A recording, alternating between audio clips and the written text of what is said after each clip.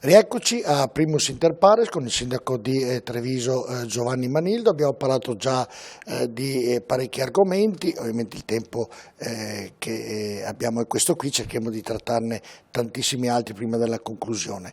Abbiamo parlato della periferia, adesso parliamo della città, del centro, come funzionano le piste ciclabili, insomma le buche, come ci sono a Roma, ci sono anche a Treviso, a Padova, ci sono dappertutto. Siamo andati a intervistare lunedì gli abitanti di Treviso, che pioveva, era che una brutta giornata. Andiamo a sentire cosa dicono. Se avesse una domanda o una richiesta da fare al sindaco, quale sarebbe?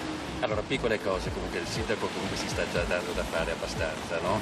Più parcheggi carico-scarico, allora c'è la possibilità di pubblicità, fare le proprie commissioni senza problemi, e non ce ne sono pochi. E poi pulizia dei marciapiedi, che ci sono sedimenti da... Noi abitiamo in una zona dove le strade sono veramente, le strade normali sono impraticabili, dalle buche, da tutto. I marciapiedi lo stesso. Ecco, che venisse nella zona Santa Maria del Sile, che sarebbe una bella cosa da poter guardare con i suoi occhi. Ci sono molte strade dove i San Pietrini sono una trappola per macchine, biciclette e pedoni. Ce ne abbiamo aggiustati. Il problema dei trasporti, io non ho la macchina, quindi vado a piedi o in bicicletta. Per me ogni volta che vado via è un rischio per la vita. La possibilità di poter usare la bicicletta con le strade, appunto quelle per le biciclette, insomma, un pochino più di pulizia, adesso con questa agenzia che c'è per la pulizia, le vede in centro, da qualsiasi parte, tutti i bidoni esposti, io trovo sì, non è che sia molto bene, insomma. Questa ciclabile potrebbe essere una. Ce ne sono pochi in centro. È un problema con la bicicletta in centro. La città è deserta, tutti gli uffici trasferiti. E poi ecco un po' più di attività culturali, dei centri dei giovani per si incontri, tutti questi immobili vuoti potrebbero utilizzarli, non so di chi appartengono, la provincia potrebbe essere un luogo di incontro per i giovani, non per l'associazione, proprio i giovani che si incontrano lì, tipo un centro culturale, una cosa del genere. Questa è una cosa bella, che manca un po' in città come luogo di incontro. Credo che sia quella di insistere per portare attività nel centro di Treviso, e quindi lavorare molto o sulla pedonalizzazione, comunque su tutte quelle attività appunto che possono favorire l'uso della città e quindi aumentare le iniziative che già mi sembra ultimamente sono aumentate un po'. Sicuramente prima di tutto sono gli extracomunitari, poi per il resto ce ne sarebbe qualcos'altro da dire, ma adesso... La città un po' più pulita, con un po' di ordine e soprattutto a livello culturale c'è troppo poche iniziative, io intendo quello che offre la città. È vero che c'è qualche mostra, ma non sono di richiamo per la gente, chiamiamola fra virgolette, normale, non patita di arte. Confidiamo nel futuro, per la verità, anche per i giovani, perché io che lavoro con i ragazzi dai 15-20 anni mi dicono non c'è niente quando arriviamo a Treviso, ci troviamo solo per lo spritz, mi sembra un po' poco. Allora, per quanto riguarda la cultura, Sindaco, parleremo dopo con la mostra di Esker, con quello che state organizzando, parleremo anche di questo argomento, però andiamo con ordine. Nei paesi nordici, Danimarca, Olanda, le biciclette sono all'ordine del giorno, ce ne sono addirittura 2 per ogni abitante. Copenaghen fa 1,5 milioni di abitanti, ci sono 3 milioni di biciclette. Io dico, in Italia questa cultura non c'è, non solo a Treviso, in tutte le città. È difficile cambiarla, sono le strade troppo strette, non c'è la possibilità di fare delle corsie preferenziali per le biciclette sicure.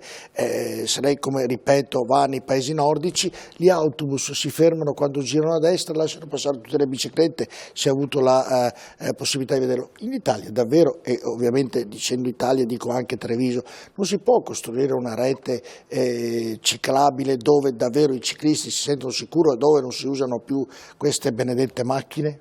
Il tema fondamentale è quello di, ho detto prima, in momenti di ristrettezza di risorse, molte attività delle amministrazioni devono essere fatte con l'aiuto dei cittadini, quindi se c'è una sensibilità di muoversi in modo diverso da parte dei cittadini, le cose possono cambiare in modo veloce e positivo. La sensibilità per muoverci in bicicletta sta crescendo, ma deve crescere sempre di più, perché Treviso ha la fortuna di essere una città piccola e la bicicletta potrebbe veramente diventare lo strumento. Mi scusi se la interrompo, sì. Sindaco, ho visto in un quotidiano di Treviso, la Tribuna, posso dire che nome, ho visto la mappa, perché ovviamente mi sono fermato a vendolo qui. Diciamo che è abbastanza critica la situazione nel vedere quella mappa, non conoscendo personalmente tutte le varie parti della città, ma davvero molto critica. Ci sono strade... È critica perché le piste ciclabili erano considerate piste ciclabili dei luoghi delimitati soltanto da una linea gialla, quindi anche alcune che erano considerate piste ciclabili non lo erano, perché erano o interrotte da alberi o da intersezioni con altre strade, oppure delimitate soltanto appunto da linee. Quindi noi abbiamo ereditato e c'è un biciplan, un piano per la creazione di piste ciclabili. Una delle nostre priorità, abbiamo anche messo delle cifre a bilancio, è quella di, partendo dal centro, riprendere per mano le piste ciclabili. Ecco, qualcosa l'abbiamo fatto, sono investimenti molto importanti, è un momento di taglio delle risorse, però la priorità, e questo lo dico in modo molto chiaro, da qui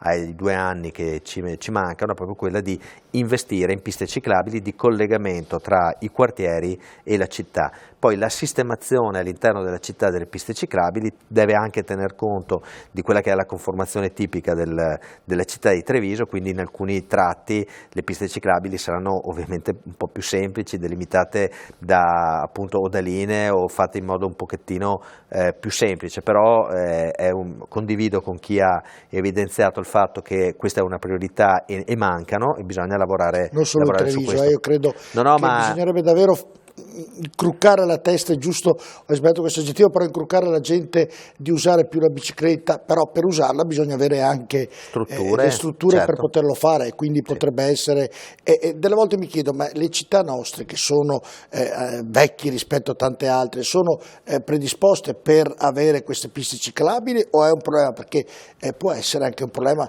da un punto di vista proprio nel farle, nel costruirle? I nostri centri storici, piste ciclabili, io mentre l'Olanda di quel tipo è oggettivamente difficile farlo. Lì però poi c'è anche una gerarchia diversa, cioè la bicicletta è il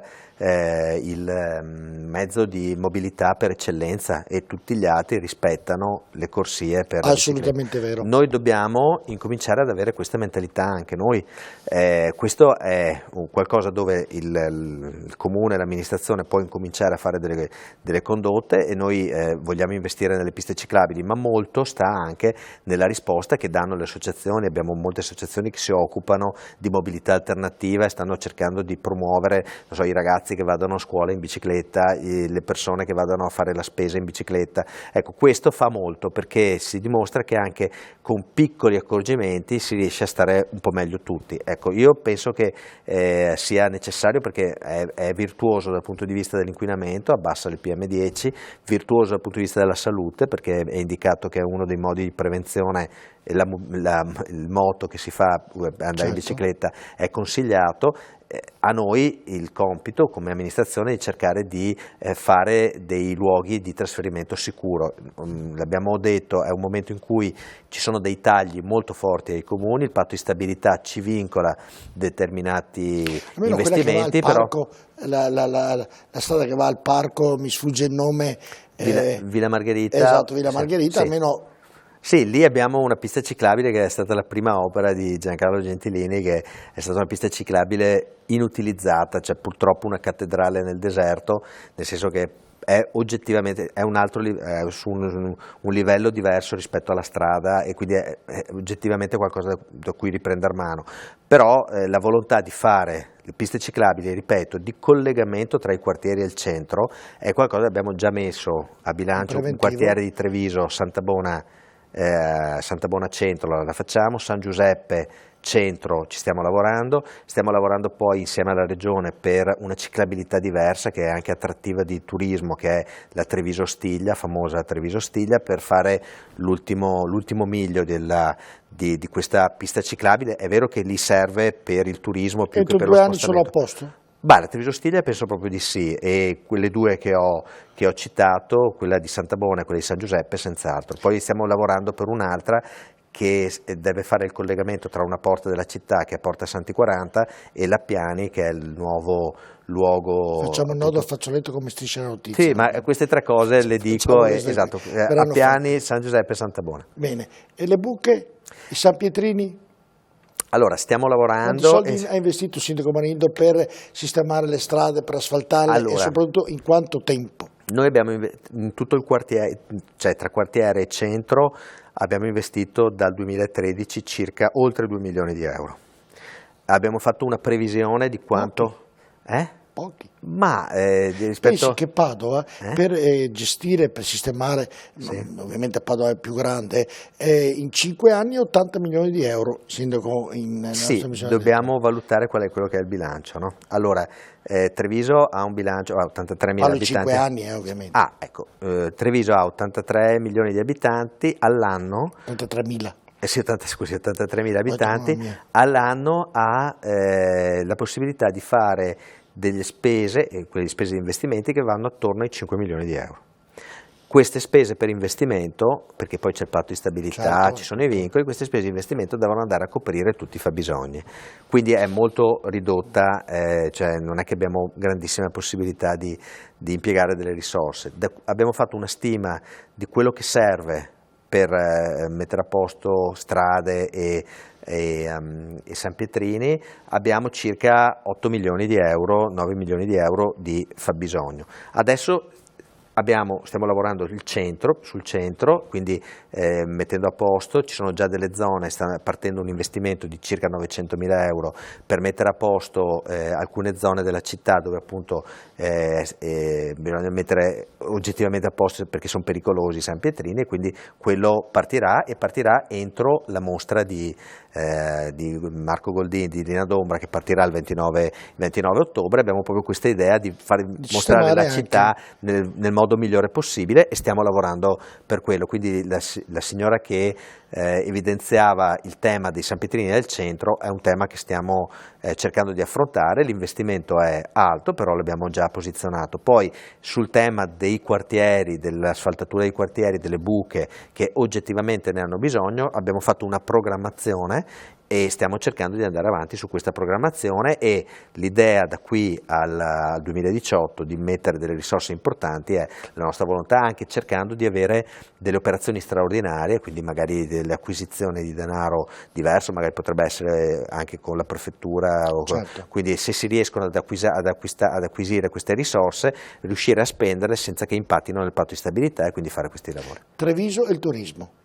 Treviso e il turismo è un tema fondamentale, abbiamo cercato di aumentarlo con delle iniziative che vanno dalla valorizzazione delle nostre eccellenze gastronomiche, le nostre eccellenze, le nostre bellezze naturalistiche, quindi si sta parlando anche, appunto, parlavo prima della ciclabilità della Treviso Stiglia, e abbiamo lavorato moltissimo sul nostro patrimonio, quindi il Museo Bailo, il Museo Santa Caterina e le mostre temporanee, con la mostra di Escher. Quanto si ferma il turista medio che arriva a Treviso? La media sono 2 notti. Non è poco, No, la media è 2 notti, e abbiamo avuto nell'ultimo periodo, i dati ci parlano del comune, un aumento di circa il 30% tra bed and breakfast e hotel dell'occupazione. La prospettiva su questo è buona. Per gli eventi che appunto la mostra è già andata bene dal punto di vista turistico, la mostra organizzata da Artemisia su Escher ha avuto dei numeri incredibili, abbiamo avuto riscontri molto positivi anche dalla riapertura del nostro Museo Bailo. La prospettiva è quella, con la mostra di Lina d'Ombra di Marco Goldin, di aumentare ancora di più questi numeri, e quindi si sta molto lavorando sul turismo. A fianco a questo Treviso sta cercando di essere capofila di un territorio, quindi di non vendere soltanto se stessa, quindi entro il confine comunale, ma lavorare per diventare un po' la piazza culturale, la piazza attrattiva di un territorio più ampio, e questo è anche, si chiama LIPA, intesa programmatica d'area, OGD, ecco, stiamo lavorando in quest'ottica. Allora, sistemiamo le buche, sistemiamo i San Pietrini, facciamo le piste ciclabili, e poi nel 2017 arrivano 500 500.000 alpini. Questo è bellissimo.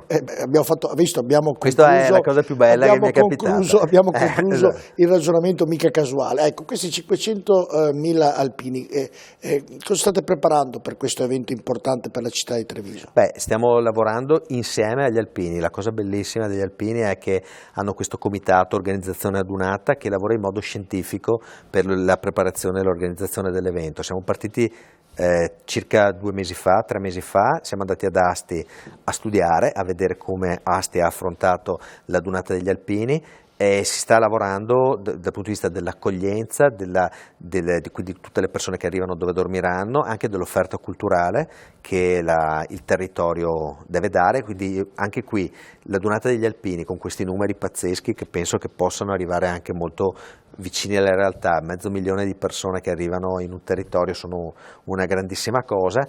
Dobbiamo lavorare con il Comune di Treviso, che è capofila, catalizzatore di un territorio più ampio. Anche la Dunata si tiene a Treviso, è la Dunata del Piave, però quindi di un territorio più ampio. Ci stiamo muovendo così in tutti gli eventi di richiamo, anche la mostra di Marco Goldin Poi parleremo della cultura. Sì, no, ma dico, si lavora è come metodologia di lavoro, cioè il fatto che il comune capoluogo deve lavorare e cosa in si sinergia aspetta il con sindaco tutti. Manildo? Dagli alpini? Sì, io sono alpino e per me è una cosa fantastica ed è una cosa bellissima, quindi è un'emozione grandissima da alpino avere il raduno e la sfilata nella propria città. Mi aspetto un entusiasmo incredibile e una ricaduta anche positiva. Era alpino, no? Sì, ma infatti ormai siete tutti alpini. È un punto di contatto incredibile, infatti l'abbiamo salutata insieme l'avvento della Dunata, è qualcosa che lega, cioè oggettivamente gli alpini sono una cosa fantastica. Ecco, io mi aspetto una ricaduta positiva sui termini dei valori che il cappello alpino rappresenta, che sono rispetto della nazione, quindi rispetto alla bandiera, il senso di attaccamento alla propria identità, il senso del dovere e il senso della fatica come catalizzatore di legami positivi. L'entusiasmo che c'era ad Asti, l'energia positiva che c'era nell'aria è una cosa pazzesca. E poi è inutile dirlo, abbiamo anche degli studi da parte delle università, un'università ha fatto degli studi per la ricaduta economica di un evento come gli alpini, l'ha quantificato per la Dunata di Piacenza di circa 150 milioni di euro, quindi è una ricaduta economica su un territorio molto positiva ed è una promozione incredibile, quindi vendiamo un territorio e dobbiamo essere pronti ad avere il nostro abito migliore. E a giugno c'è l'Onda Pride che arriva e voi avete dato il patrocinio. Sì, appunto ci sarà la sfilata, abbiamo dato il patrocinio, è stato un momento, c'è stata anche una discussione all'interno della maggioranza, abbiamo ritenuto comunque che fosse giusto concedere il patrocinio nell'ottica appunto della tutela dei diritti e nell'ottica della libera espressione di quello che è un aspetto appunto della propria personalità.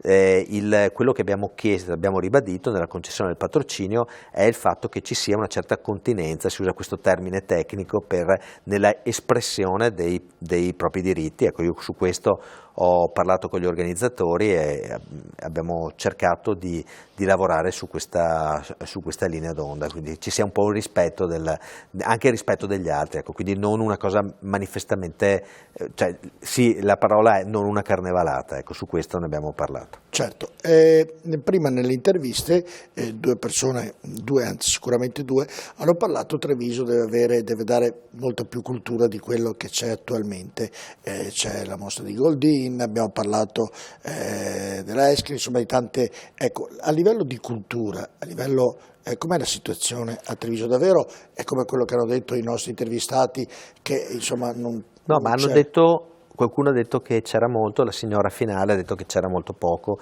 Penso che sia un problema di conoscenza, sinceramente, perché Treviso dal punto di vista culturale sta dando molto. Parto dai festival.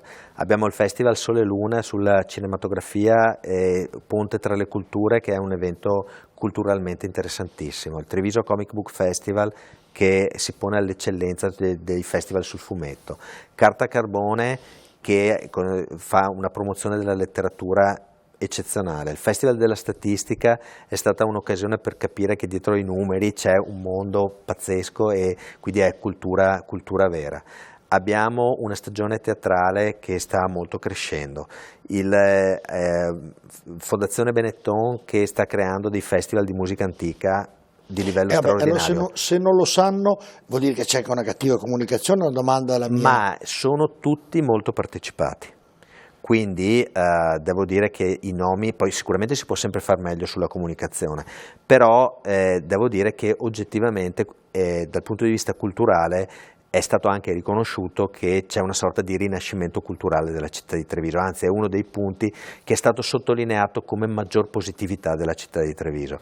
L'offerta che sta facendo Treviso è indubbiamente buona e si sente ogni fine settimana c'è qualcosa, ma non soltanto del Comune, cioè il Comune è regista, allinea anche delle proposte culturali di privati incredibili, abbiamo degli spazi, una galleria di arte contemporanea che fa delle cose bellissime, il festival di jazz che hanno avuto un successo incredibile, soltanto pensare a qualche settimana fa, abbiamo celebrato l'International Jazz Day il 30 aprile con un concerto di Ute Lemper assolutamente frequentatissimo, questo senza parlare del Museo Bailo che è stato inaugurato, la nostra collezione permanente di solito veniva visitata l'anno da circa 6.000-7.000 persone, abbiamo avuto ad oggi dall'apertura a ottobre circa 30.000 persone. Il museo la mostra di Escher ha avuto oltre 120.000 persone, i numeri qualcuno parla di 170.000, li stiamo guardando, però ha avuto dei numeri assolutamente eccezionali con code sotto gli occhi di tutti, quindi devo dire che dal punto di vista culturale si sta molto lavorando. Poi appunto c'era questa prospettiva e io ho voluto fortemente... la mostra di Escher ha avuto davvero un gran successo. Ha avuto un successo incredibile e oltretutto proprio nella chiave che diceva la signora, diceva qualcosa di non convenzionale. Ecco, Escher è un artista non convenzionale, cioè se si pensa a Escher si guarda dalle pubblicità sui giornali, cioè è una chiave linguistica e di immagine fantastica. Devo dire che ha avuto un successo pazzesco, ma anche nelle scuole, dai bambini, dalle elementari ai ragazzi dei licei, ha avuto un'attrattiva incredibile. Quindi allora possiamo dire che ci sono degli eventi culturali, bisognerebbe che qualche cittadino si informasse di più nelle sedi opportune, oppure che la comunicazione di questi eventi fosse, tramite la stampa o le televisioni locali, fosse più ampia. Ma io penso che si può sempre fare meglio, però sinceramente devo dire che questo è uno dei punti dove abbiamo anche ricevuto i maggiori attestati di buon lavoro, ecco. Quindi si può sempre far meglio, noi lo vogliamo fare e anzi poi la prospettiva delle mostre di ottobre saranno su questo. Io ho voluto fortemente il ritorno di Marco Goldini e di Lina D'Ombra, la mostra storia dell'impressionismo è incredibile, ma devo dire che anche il percorso per arrivare alla mostra ha avuto un successo incredibile. Marco Goldini ha fatto 6 lezioni gratuite al Teatro Comunale dove ha parlato della storia dell'impressionismo proprio dal punto di vista didattico, parlando 2 ore di arte e c'erano tutti i 700 posti del Teatro Comunale chiusi, fumati in un giorno. Ecco, quindi devo dire si può offrire sempre di più, però penso che l'offerta culturale della città sia molto buona. È già un buon prodotto. Vabbè, andiamo in pubblicità, poi abbiamo l'ultima parte di Primus Inter Pares, voi continuate a rimanere con noi, a tra poco.